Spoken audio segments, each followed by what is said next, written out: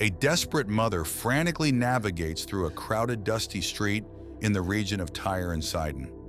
Her daughter is back home, suffering from severe demonic possession.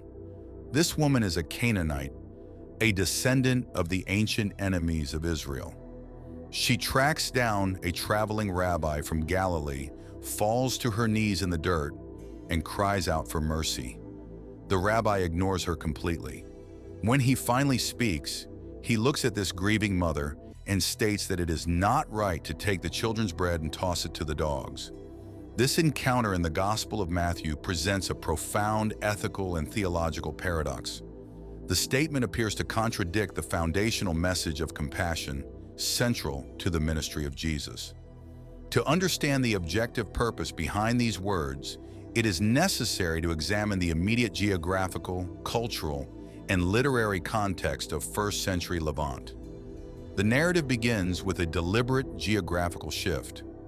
Matthew records that Jesus withdrew to the district of Tyre and Sidon, an area located along the Mediterranean coast of modern-day Lebanon. This was strictly Gentile territory, outside the political and religious borders of ancient Israel. Mark's parallel account in chapter 7 indicates that Jesus entered a house there and did not want anyone to know it, suggesting a period of strategic withdrawal from the Judean religious authorities. To fully grasp the weight of this location, one must understand that Tyre and Sidon were ancient Phoenician strongholds. In the Old Testament narrative, this region was notorious as the birthplace of Queen Jezebel, the princess of Sidon, who introduced Baal worship into Israel, leading to a catastrophic spiritual civil war during the era of the prophet Elijah. For a first-century Jew, this territory was not just foreign, it was viewed as the historical epicenter of pagan corruption, spiritual darkness, and absolute ritual defilement. Entering this geographic zone was an intentional disruption of religious expectations. Before we begin our journey, let's find the exact moment when Jesus says these words in the sacred text. We should open our Bibles to the Gospel of Matthew, chapter 15, verse 26. But he answered and said, "It is not meet to take the children's bread and to cast it to dogs."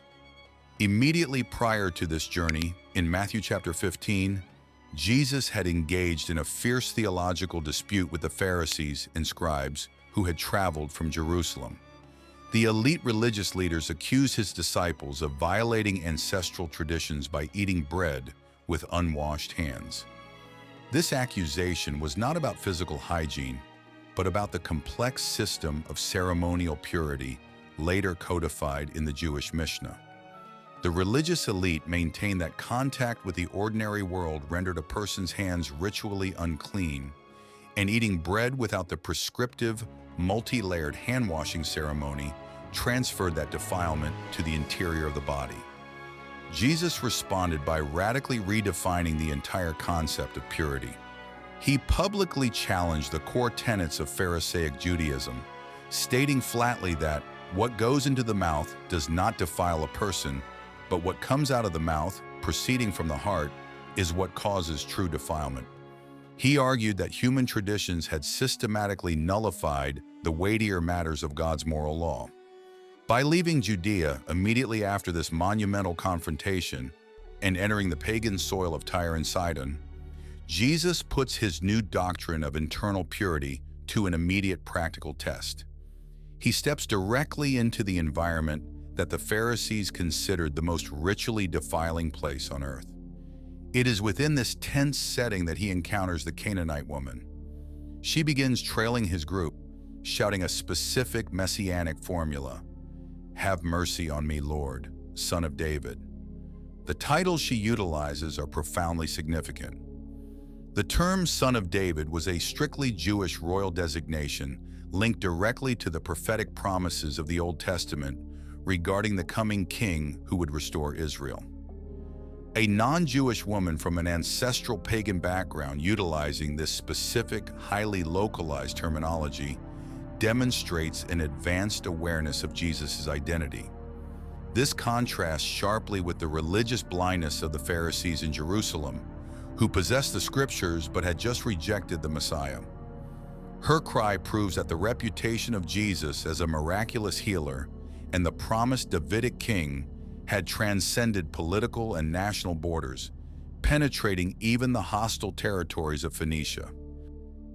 The initial response of Jesus to this intense plea is absolute silence. The text states that he answered her not a word. This total omission of speech creates an immediate crisis for both the woman and the disciples. The 12 apostles, culturally conditioned to view all Gentiles as unclean and spiritually compromised, interpret this silence as an endorsement of their own theological exclusivity. To them, the silence of Jesus confirms that a Canaanite woman has no legal claim on the mercies of Israel's Messiah.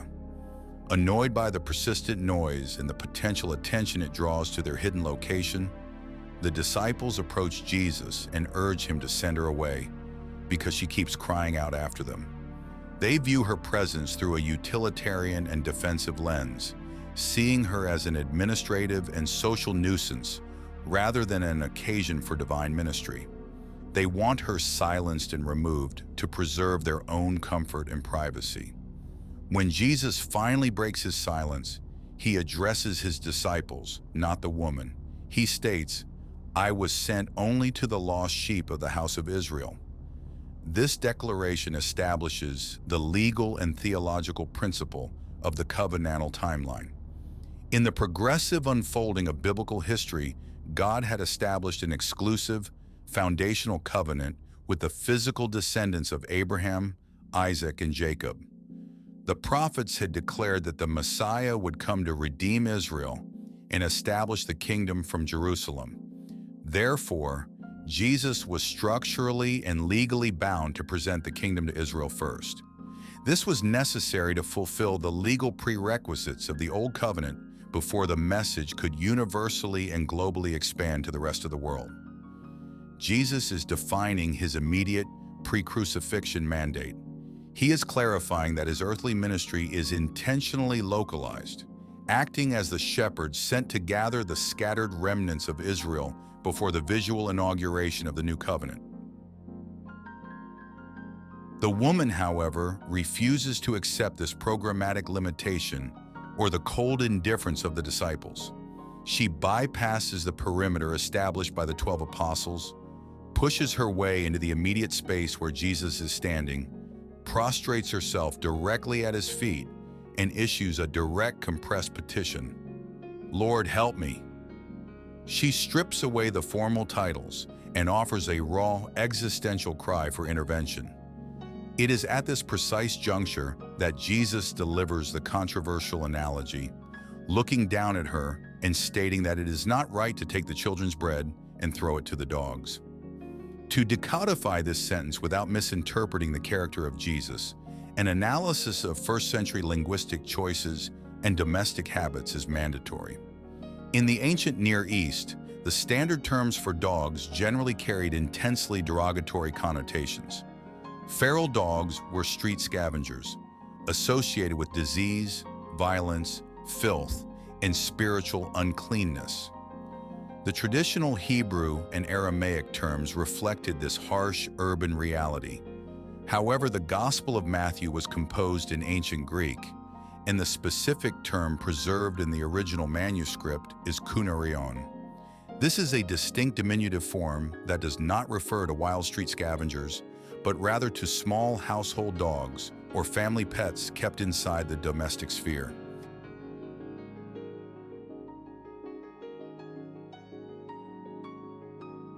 Furthermore, this analogy relies on a well-known ancient dining practice widespread in both Hellenistic and Roman cultures. In first-century households, people did not use modern utensils or paper napkins to clean their hands during a meal. Instead, diners would take pieces of flat barley bread, known in Greek as a pomagdalia, and use them to wipe their fingers after consuming meat, oils, or heavy stews. Once these pieces of bread had fulfilled their cleaning function and were covered in the remnants of the meal, they were systematically dropped beneath the table for the household pets to consume. By employing the term Kunarion and evoking this specific domestic scene, Jesus does not cast the woman out into the dark streets as an unclean animal. Instead, he structurally places her inside the house, beneath the master's table. He sets up a deliberate pedagogical barrier.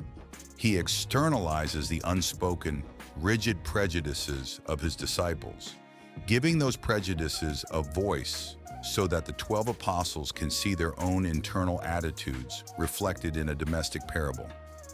Jesus acts as a master instructor, utilizing the Socratic method to test the resilience, clarity, and depth of the woman's understanding. He is inviting her to find a loophole in his own illustration. The Canaanite woman demonstrates exceptional theological acumen and intellectual agility in her immediate reply.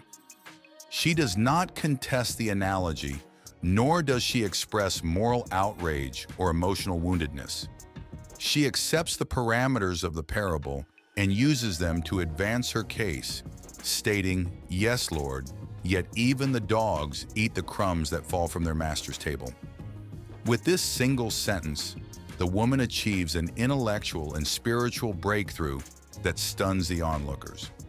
She acknowledges the historical priority and unique election of Israel, the children sitting at the table, but asserts that the grace residing in Jesus is so immense that it cannot be contained by the children's appetite alone.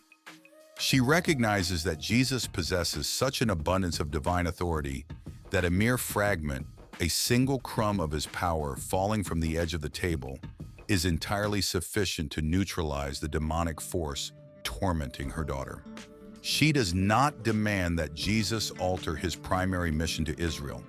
She simply appeals to the infinite surplus of his capacity. She argues that feeding a pet does not deprive the children of their meal because the master's table overflows with provision. The reaction of Jesus marks the immediate resolution of the paradox. The apparent severity vanishes entirely. Turning to the Canaanite mother in full view of his disciples, he praises her performance, stating, "O woman, great is your faith. Be it done for you as you desire." The text records that her daughter was healed instantly from that very hour. Through this calculated interaction, Jesus achieved multiple strategic objectives. He exposed and dismantled the ethnocentric exclusivity of the 12 apostles, forcing them to witness a pagan woman demonstrating a superior understanding of faith, humility, and scriptural logic than the religious elite of Jerusalem. He proved that while the chronological timeline of the covenant prioritized Israel, the functional reach of divine mercy was inherently universal. The encounter serves as a historical turning point, signaling that the barriers separating Jew from Gentile, clean from unclean, were about to be permanently dissolved through his upcoming sacrifice on the cross. When you encounter periods of profound silence in your own life, or when spiritual barriers appear insurmountable, the example of the Canaanite woman serves as a critical model. True faith does not retreat in the face of silence or apparent rejection. Instead, it looks deeper into the character of God, recognizing that even the smallest fragment of his presence is more than enough to transform the most desperate situation. This encounter demonstrates that Jesus frequently utilized jarring, deeply uncomfortable language to shatter human expectations and expose hidden spiritual realities. In fact, this was not the only instance where his words left those around him in absolute shock.